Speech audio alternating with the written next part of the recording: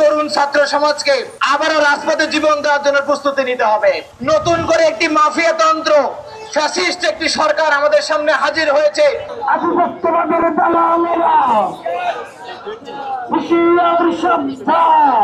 69% জনগণের মতামতকে বৃদ্ধাঙ্গুলি দেখিয়ে গণভোট সহ গুরুত্বপূর্ণ 20টি অধ্যাদেশকে স্বয়ংক্রিয়ভাবে বাতিলের জন্য লিখিত প্রস্তাব করে সে দেশের জনগণের স্বাধীনতা আর স্বাধীনতা দিবস বলতে আর কোনো কিছু থাকে না। যে দেশের বিশ্ববিদ্যালয়গুলোতে ভিসি নিয়োগ করা হয় দলীয় পদবীর ভিত্তিতে, যে দেশে স্থানীয় নির্বাচনের পরিবর্তে সিটি কর্পোরেশনগুলোতে এবং জেলা পর্যায়ে প্রশাসক নিয়োগ প্রদান করা হয় থাকে, যে দেশে সরকারি দলের নেতার কোষাগারে রিলিফের বস্তাগুলো পাওয়া যায়, সে দেশের জনগণকে আমরা স্বাধীন বলতে পারি না।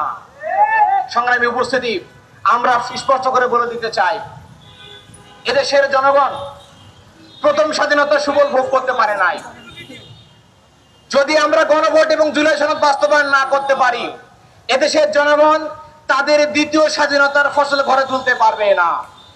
কাজে জুলাই সনদ বাস্তবায়ন করে এদেশের জনগণের স্বাধীনতা ফিরিয়ে দিতে তরুণ ছাত্র সমাজকে আবারও রাজপথে জীবন দেওয়ার জন্য প্রস্তুতি নিতে হবে।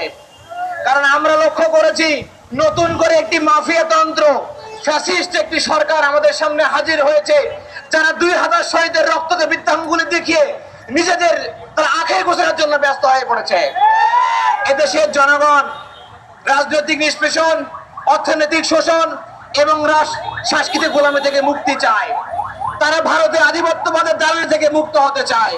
কাজে তরুণ সমাজকে আজকে সিদ্ধান্ত নিতে হবে, আগামী দিনে বর্তমানে যারা এদেশের গুরুত্বপূর্ণ কাঠামোতে বসে দেশের এবং জনগণের টাকায় বেতন নিয়ে ভারতের দালালি করে যারা নিজেদেরকে ধন্য মনে করে, তাদেরকে রাজনৈতিক ভাবে, সাংস্কৃতিক ভাবে, অর্থনৈতিক ভাবে এবং আধিপত্যবাদের মানসিকতাকে চিরতরে কবর দিয়ে জুলাই অভ্যুত্থানকে বিপ্লবে রূপান্তর করে জনগণের স্বাধীনতার সুযোগকে আমাদের আবারও ফিরিয়ে দিতে হবে।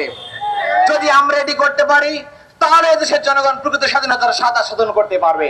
আমাদেরকে আজকের এই দিবসের দিনে, স্বাধীনতা দিবসের দিনে আমাদেরকে শপথ নিতে হবে, শহীদদের স্বপ্ন পূরণ ব্যতীত, জনগণের প্রত্যাশা পূরণ ব্যতীত, আহত বঙ্গুত্ব বরণকারী ভাইদের স্বপ্ন পূরণ ব্যতীত আমাদের রাজপথ থেকে আমরা ছাড়তে পারবো না।